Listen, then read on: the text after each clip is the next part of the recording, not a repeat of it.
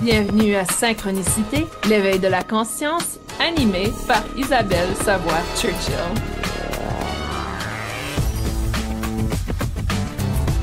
Bienvenue à ce nouvel épisode de Synchronicité. Je suis Isabelle Savoie-Churchill et je vous accompagne aujourd'hui sur un sujet qui semble refaire surface depuis plusieurs semaines autour de moi. Le sujet est cette idée de protection. Beaucoup de gens autour de moi parlent de protection ou j'ai ressenti le besoin de protection, etc. Donc, je me suis dit que ça pourrait être un sujet intéressant à explorer, surtout pour ceux et celles qui sont peut-être dans cette période de sensation d'avoir besoin de protection. Donc, commençons un peu par le début. Pourquoi la protection? Dans le domaine énergétique, lorsqu'on devient un peu plus conscient, si on veut, de notre aspect spirituel, de notre énergie, on nous dit qu'il est important de se protéger contre des attaques psychiques, contre des énergies négatives. Et quand on regarde un peu le fonctionnement du corps physique, mental et énergétique, c'est tout à fait normal. Donc, au niveau du corps physique, il y a certaines modalités qu'on doit prendre pour se protéger justement des virus, se protéger au niveau de notre santé, se protéger physiquement. Par contre, cette sensation de protection, l'idée de « je me sens protégé », est très mentale. Donc, c'est vraiment le corps mental qui va dicter si nous nous sentons protégés ou si on se sent en insécurité ou on se sent vulnérable. C'est vraiment le corps mental qui va venir diriger cette perspective. Donc, lorsqu'on parle de protection aujourd'hui, je vais mettre beaucoup d'emphase sur le corps mental parce que c'est là, à la base, que tout est déterminé. Dans le sens où vous pouvez me placer, moi, physiquement, dans un endroit, disons, vous me placez sur une montagne très, très élevée et qu'il y a cette sensation de vide devant moi, je ne vais pas du tout me sentir en sécurité. De par mon expérience du passé, mes peurs, etc. Alors que si vous placez une personne qui est habituée d'être dans l'élévation, elle ne se sentira pas du tout insécure. Donc, il y a vraiment un aspect psychologique à cette sensation de sécurité.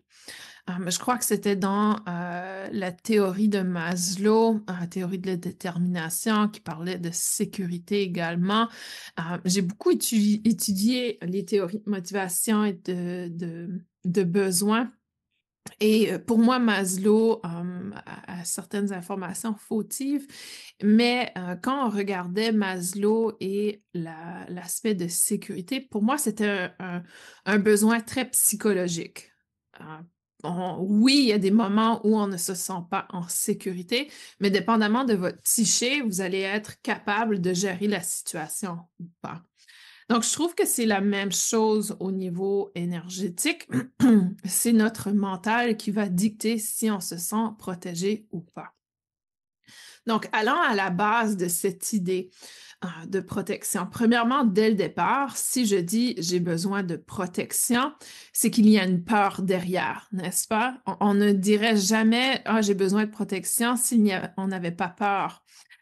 À ce moment-ci, c'est un peu comme la personne qui se dit, oh, il faut absolument que je barre les portes de ma maison car j'ai peur qu'il y ait quelqu'un qui entre, j'ai peur qu'il y ait un événement qui va venir avoir un impact. C'est un peu la même chose au niveau énergétique. Donc, j'ai besoin d'une protection parce que j'ai peur qu'on vient infiltrer mon énergie.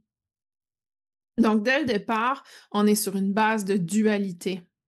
C'est-à-dire que la protection doit être extérieure, la protection doit être renouvelée constamment et qu'il y a cette possibilité que quelqu'un infiltre notre énergie.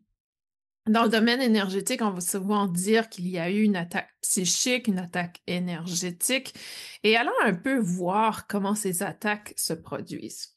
Donc, premièrement, lorsqu'une personne est en colère contre vous, non seulement elle émet des mots qui vont venir vous affecter mentalement, mais elle a aussi une énergie qui est projetée sur vous.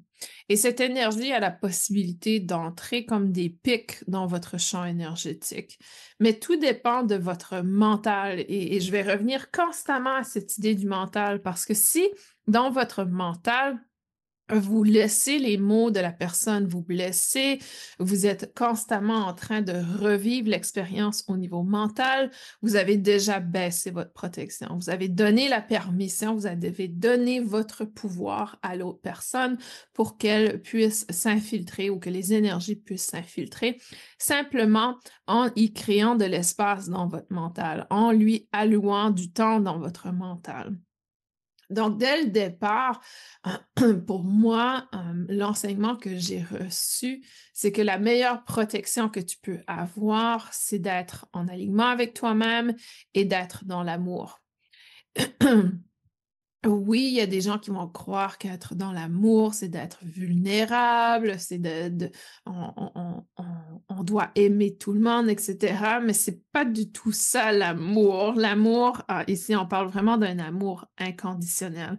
C'est-à-dire où, peu importe les conditions, peu importe la situation, je dégage l'amour, je suis dans cette énergie d'amour.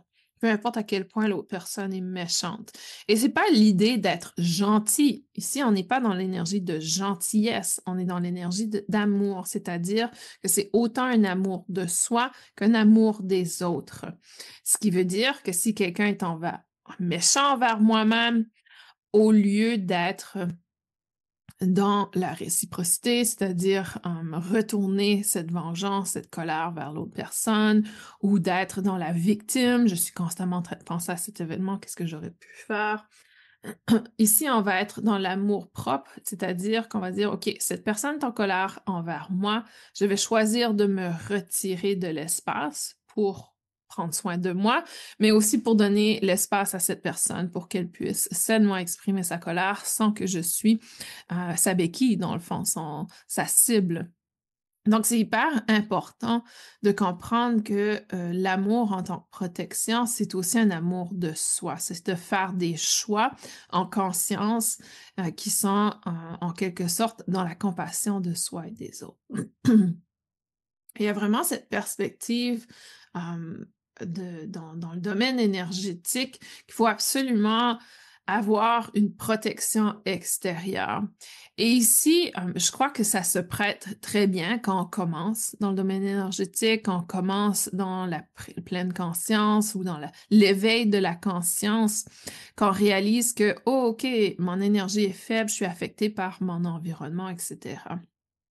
Mais je crois que on doit voir ce type de protection comme les petites roues de sécurité qu'éventuellement on va retirer pour pouvoir être sur un vélo adulte, par exemple. Donc, ça fait partie des outils qu'on utilise dans notre évolution et notre apprentissage, mais ça ne doit pas devenir un cadre essentiel, c'est-à-dire que en évolution, techniquement, on devrait pouvoir apprendre à maîtriser notre mental pour pouvoir toujours se sentir en sécurité. Donc, les outils qu'on peut utiliser de protection de base, ce sont les archanges. Parfois, les gens vont demander l'assistance de l'archange Michael, par exemple, pour les protéger, des dragons de protection, les guides de protection que vous avez. Il y a les pierres de protection, des huiles de protection. Donc, il y a des énergies qui sont dégagées de certains objets, de certains rituels, de certaines prières qui vont favoriser la protection. Et encore, c'est toujours envers le mental. Est-ce que j'utilise cet outil avec la perspective que ça va amplifier ma capacité naturelle ou est-ce que j'utilise cet outil parce que je ne me sens pas capable de le faire par moi-même? Et ce sont deux énergies très différentes. Ce sont deux énergies qui viennent vraiment avoir un impact très différemment sur notre situation. Si j'utilise ces outils avec la perspective que je ne peux pas le faire moi-même, que j'ai absolument besoin de ces outils, vous allez devenir dépendant de ces techniques et éventuellement, comme toute dépendance, si on est hyper dépendant de quelque chose, éventuellement, ce quelque chose n'a plus le même effet, n'est-ce pas? Donc, quand on pense aux gens qui sont dépendants de drogue, à un certain moment, ils ne retirent plus les mêmes bienfaits, les mêmes sensations de l'expérience. Si vous êtes dépendant du sucre, il y a un certain moment où vous mangez le sucre et vous n'avez plus la douceur, le bienfait de cette expérience. Donc, c'est la même chose avec les protections extérieures. À un certain moment, vous allez réaliser que, oh non, ma pierre ne fonctionne plus, ma prière ne fonctionne plus, je n'arrive plus à me protéger.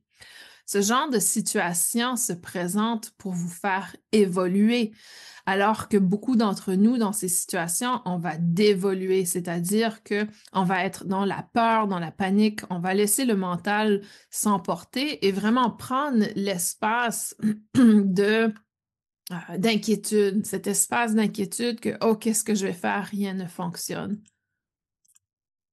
Et malheureusement, dans ce genre de situation, on va amplifier la problématique, non pas en allant à l'intérieur de nous, mais en allant demander de l'aide extérieure. Et c'est pour ça que, au fur et à mesure que vous continuez à demander de l'aide d'une autre personne, vous allez pour des soins, etc., ça ne fonctionne pas parce que la solution n'est pas à l'extérieur de vous. La solution est de revenir à soi. On n'utilise pas les outils extérieurs, que ce soit un énergéticien qui vous accompagne dans l'énergétique, que ce soit une pierre qui vous accompagne de protection.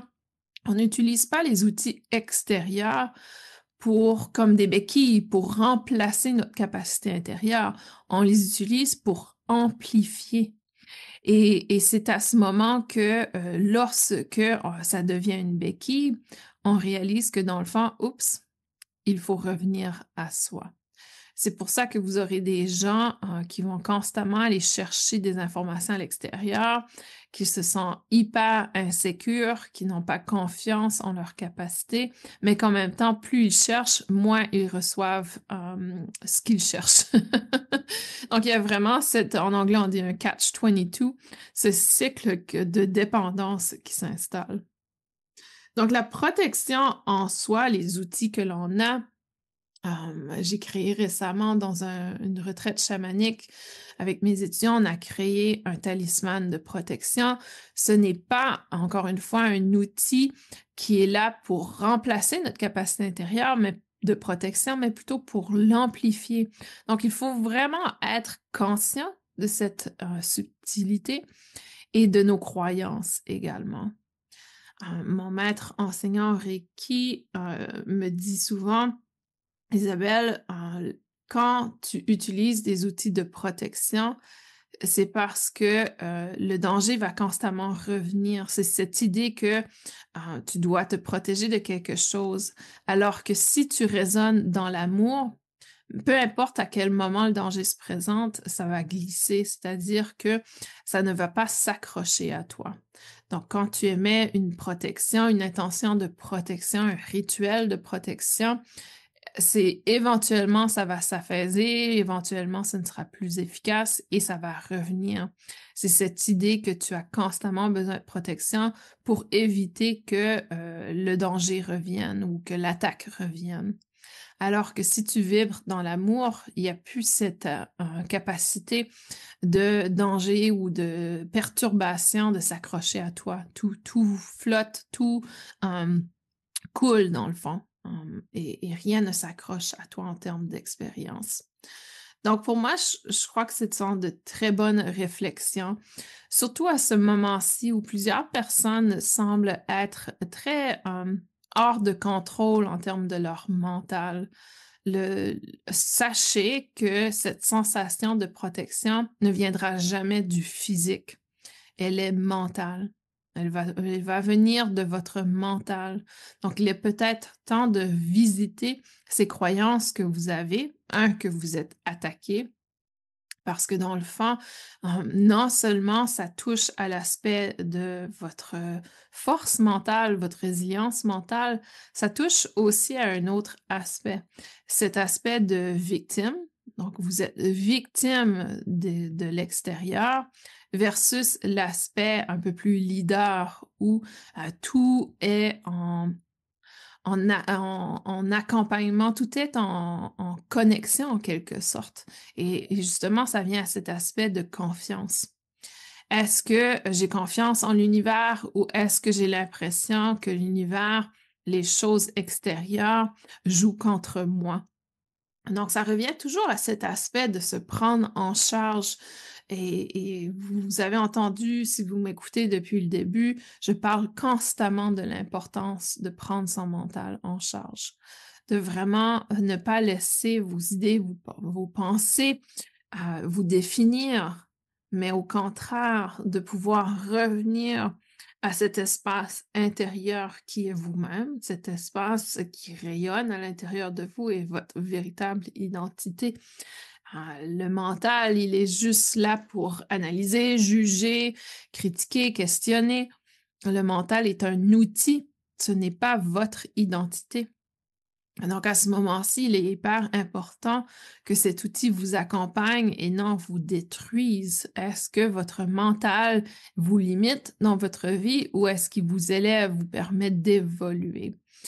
Hum, et dans cette évolution, il y a cette perspective de que le mental n'est plus en charge. Le mental n'est qu'un seul outil. Donc, au niveau protection, vous avez peut-être commencé à écouter cet épisode en pensant que j'allais vous donner des outils de protection. Alors qu'au contraire, ici, je vous dis, vous êtes déjà protégé. La meilleure protection est votre lumière, votre amour, tout ce qui existe à l'intérieur de vous.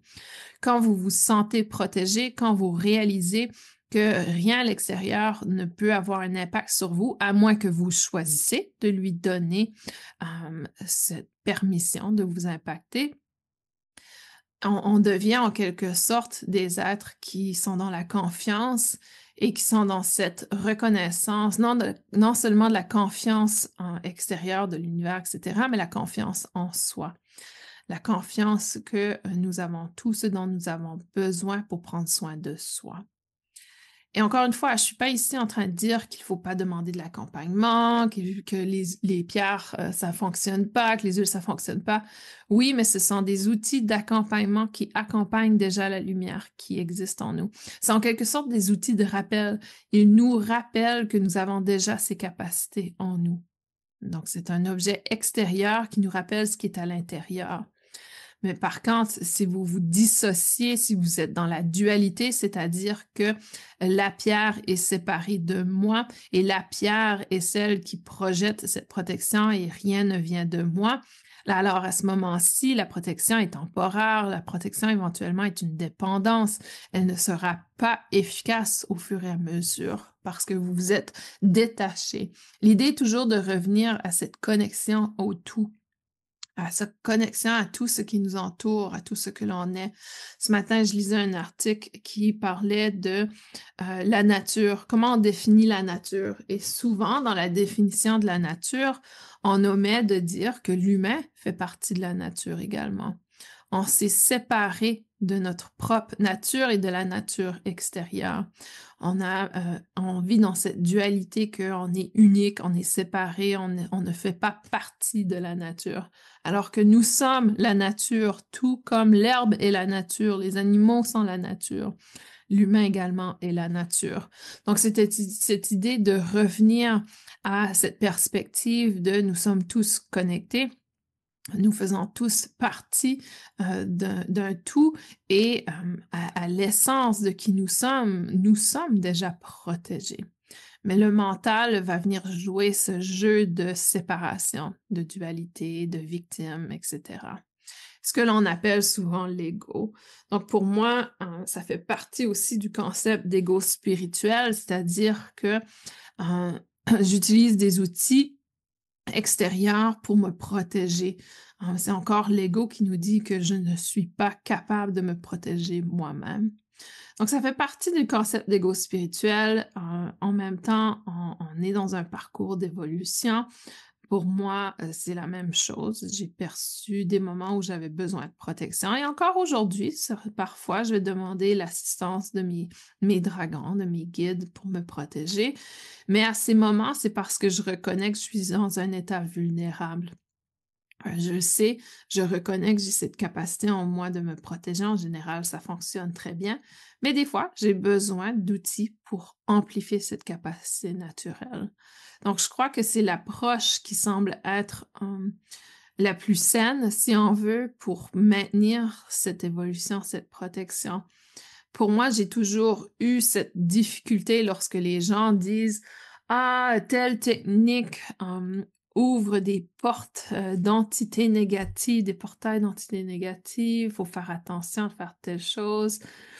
Oui, mais c'est tout dans l'intention, c'est pas nécessairement dans l'énergie. Oui, c'est sûr, si vous faites des incantations de magie noire, ouais, vous êtes en train d'utiliser des techniques qui ont des égrégores, des énergies qui sont très négatives. Mais en général, des techniques comme le Reiki, le Laoshi, je l'ai entendu au niveau de l'hypnose également. Donc, il y a des techniques que ça fait des années, des centaines d'années qu'on utilise et que, il semble encore s'infiltrer cette croyance que: «Oh, quand tu utilises telle chose, tu ouvres des portes négatives, blablabla». Pour moi, c'est plutôt l'état d'esprit du praticien ou de la personne qui met en pratique cette connexion énergétique. Quel est ton état mental dans cette pratique? Quel est ton état, ta croyance personnelle? Et encore une fois, on revient à la physique quantique qui indique que lorsqu'on observe une particule d'énergie, elle est vivante, elle est active, elle existe, alors que si on cesse de l'observer, elle cesse d'exister. Et c'est la même chose. Si je suis constamment en train d'observer le fait que je me sens insécure, que je me sens non protégée, que j'ai l'impression d'être en danger, ça va exister. Mais si à un certain moment, je ne donne plus d'importance à cette idée que j'ai besoin d'être protégée, que je crois fortement que je suis protégée déjà, donc cette problématique cesse d'exister. Et ça, c'est la force de notre mental. Notre mental est vraiment ce qui crée notre réalité. Tant au niveau physique, visuel, vous savez, cette sensation de voir, c'est vraiment une expérience subjective, mentale.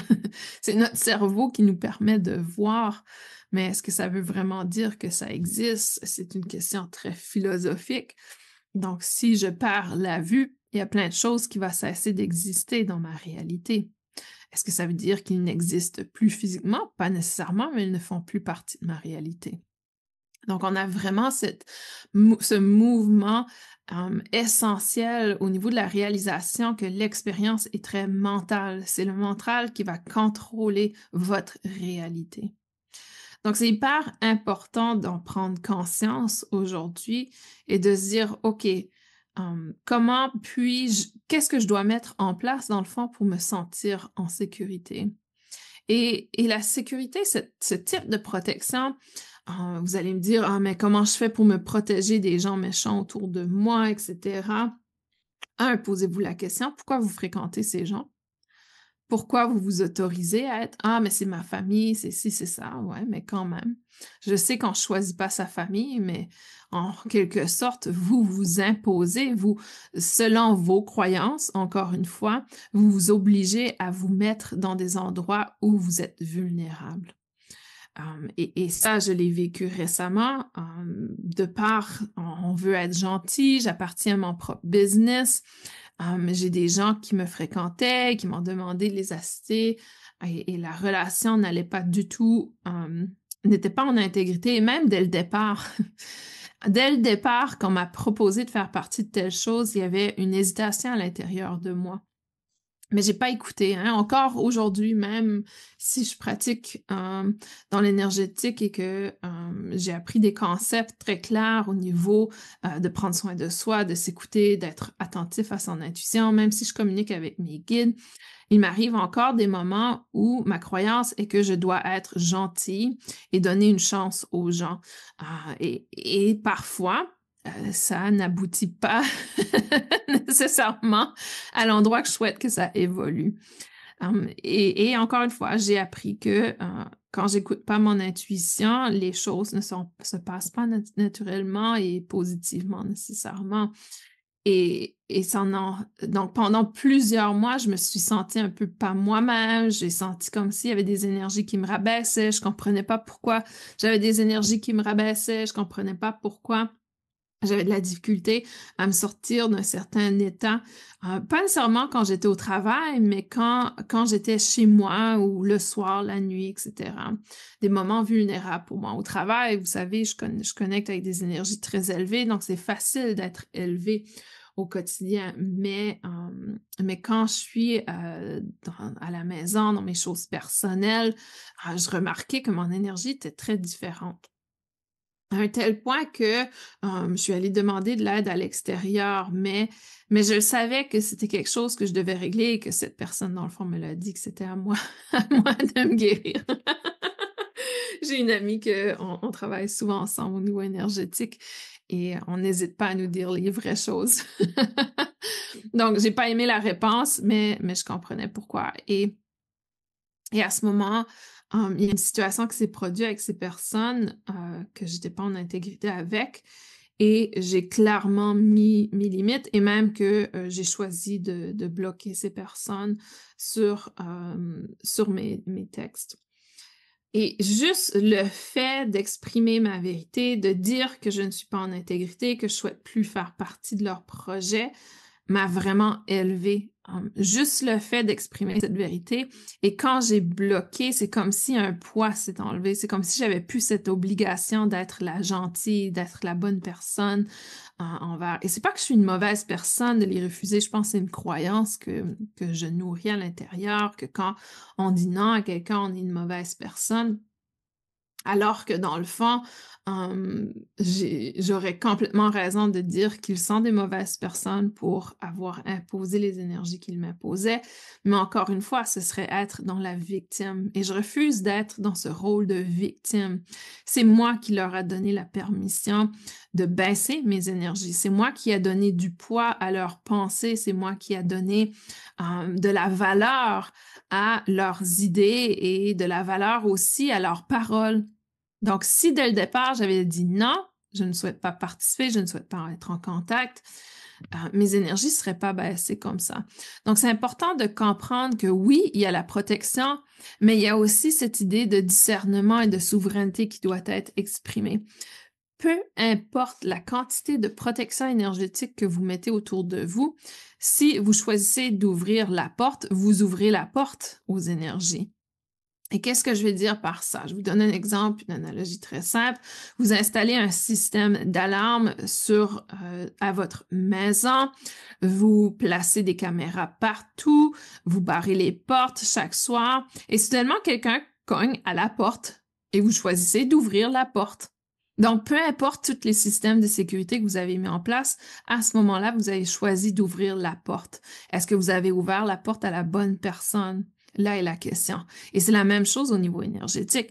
Peu importe le pendentif de protection que vous portez, peu importe la prière que vous faites le matin, si vous choisissez de sortir et de donner la parole à une personne qui a une intention négative envers vous, vous avez désarmé toutes les protections que vous avez mis sur place de par votre aspect mental qui a dit non, je vais donner la possibilité à cette personne d'interagir avec mon énergie. Donc, je crois que ça, c'est une grande leçon que j'ai appris dans les dernières semaines, c'est que peu importe à quel point on se dit je suis protégée, tout va bien aller, etc. Si on n'écoute pas son intuition, si on n'écoute pas le feeling, la sensation qu'on a à l'intérieur de nous et qu'on choisit quand même d'ouvrir la porte, c'est sûr que on se met dans un état de vulnérabilité immédiatement. Et on donne la permission à ces gens d'imposer leur perspective de par notre réaction. Pour moi, chaque fois qu'ils me partageaient des choses, ça me dérangeait, j'en parlais et le fait d'en parler, c'est un remue, on remue complètement cette énergie et on étire le temps qu'on passe mentalement avec cette énergie qui fait qu'on lui donne la permission de nous affecter émotionnellement ou physiquement. Donc, je pense que c'est hyper important pour moi de partager cette expérience Et aussi de réaliser que on est rempli d'ego spirituel à l'intérieur de nous, à l'extérieur de nous. Et qu'est-ce que je veux dire par ego spirituel? C'est que parfois, quand on entre dans ce monde spirituel, on a peut-être l'impression d'être, dans leur cas, c'est que j'ai l'impression qu'ils se perçoivent comme meilleurs que d'autres, de par différentes choses qu'il m'ont dit. Dans mon cas, c'est que je me disais, ah, ben, il faut quand même que je sois gentille, même si mon intuition me dit si, mon ego me dit qu'il faudrait que je sois quand même gentille, que j'y donne une chance, faudrait y donner une chance, hein, ça, la chère chance. Elle nous amène souvent dans le trouble, cette chance. Donc, c'est vraiment cette perspective de OK, est-ce que je vais donner l'espace à mon ego de s'infiltrer dans ma spiritualité qui est cette connexion avec soi? Est-ce que je donne la permission à l'ego de me dire quoi faire, même si mon intuition m'a dit de faire l'opposé? C'est vraiment ça l'ego spirituel. Il y a cette perspective que le mental devient en charge et qu'on est au-dessus de notre connexion, on est au-delà et on a cette capacité plus élevée. Pour certaines personnes, ça va sortir dans le sens où ma technique est meilleure que la tienne, je suis la seule personne qui peut te guérir, hein. Éloignez-vous, tenez-vous très loin de ces gens qui sont dans l'énergétique qui vous disent que vous avez absolument besoin d'eux. Pour moi, juste là, ça, c'est un message que vous êtes la victime, ils sont le sauveur et que dans le fond, la relation ne part pas d'égal à égal. Pour moi, mon rôle que, en tant que énergéticienne, artisan de lumière, j'ai toujours été claire, c'est de vous accompagner à retrouver la lumière en vous. C'est ça mon rôle. C'est de vous aider à trouver la lumière en vous. C'est pas mon job de trouver la lumière pour vous, mais je vais vous accompagner à le faire. C'est vraiment ma mission de vous accompagner à voir, à percevoir cette lumière en vous. Je n'ose pas, je ne, oser n'est pas le bon mot, mais je ne suis pas nécessairement, je ne prétends pas être la sauveuse. Je ne prétends pas être la seule personne qui peut vous aider. Je ne prétends pas que le Reiki est meilleur qu'une autre méthode. Je ne prétends pas que ma communauté, mes enseignements sont meilleurs qu'un autre. D'accord? Donc, pour moi, je pense que c'est hyper important dans cet aspect de protection, pour vous protéger, c'est de vous éloigner le plus possible de ces gens qui vous disent avoir la seule clé pour vous. J'ai la clé pour toi et personne d'autre n'a ta clé. Alors que ma croyance est que vous êtes capable de le faire vous-même, mais parfois on choisit d'être accompagné pour amplifier les capacités qu'on a déjà à l'intérieur de nous. Ou peut-être qu'on est dans des moments où c'est difficile de prendre soin de soi, donc on va aller chercher à l'extérieur pour de l'accompagnement. Pas pour être sauvé, mais pour être éveillé. Donc, pour moi, c'est important de partager cette perspective sur la protection.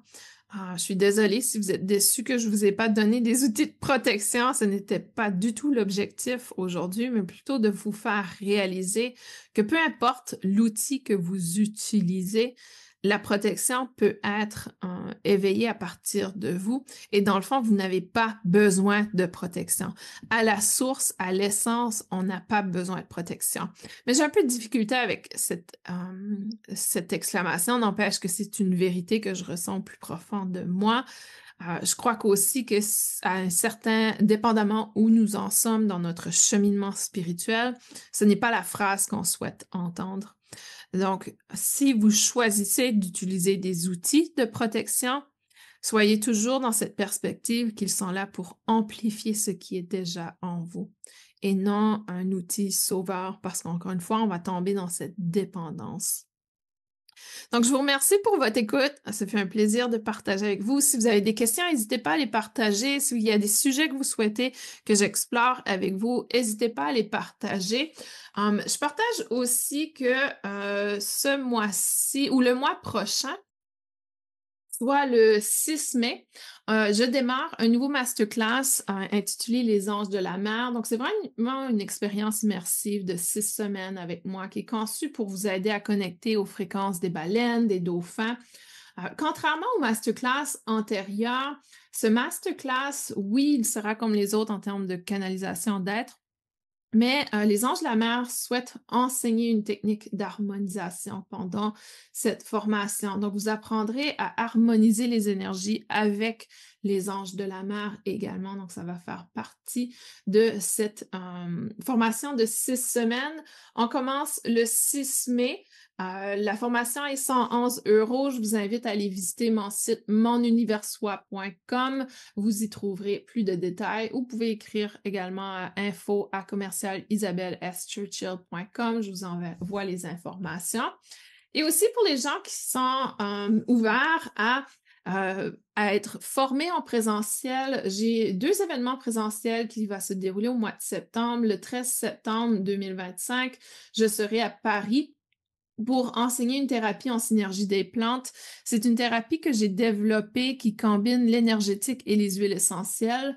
Et également, du 18 au 21 septembre 2025, je serai à Villers-en-Praillac, pas très loin de Reims. Il y a une retraite de yoga que j'organise en collaboration avec Lydie Lydie Pereira, qui est l'enseignante de yoga de Univers Soi.